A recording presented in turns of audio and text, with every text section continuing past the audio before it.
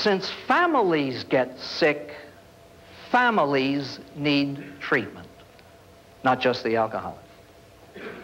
Now, please, by way of beginning.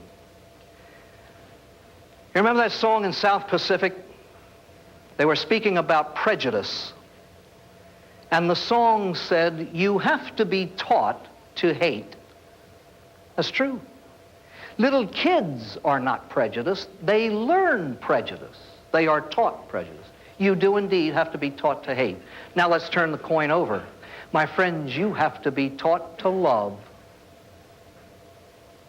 And the unit in which the human animal learns love is the family.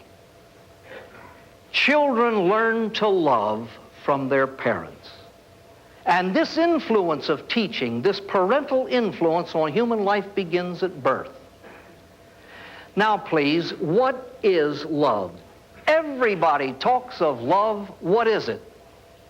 Everybody talks of gratitude. What is it? We all know in here, but how do you articulate it? How do you spell it out?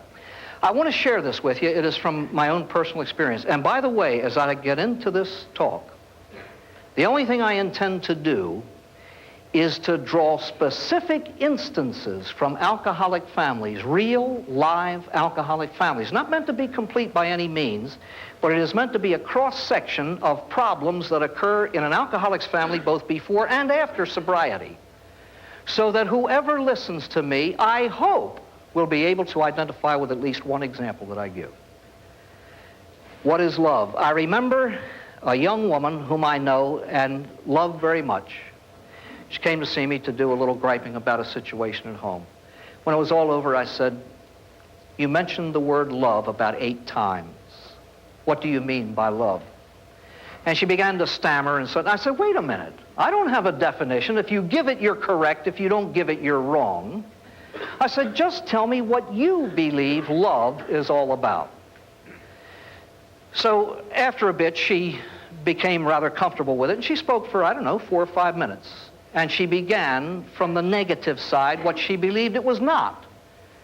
She said, love is not what I used to think it was when I was a youngster in my teens, all the so-called romantic business.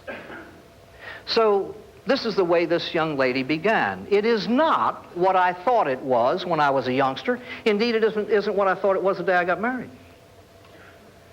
I said, what do you think it is? She said, well, I'll tell you the truth. I think it's a whole lot more little things than it is big things. She said, for example, if he would only take me to a movie every 6 or 7 years. A box of candy for no reason. Just a box of candy. As he's walking by, a touch, wanting nothing more.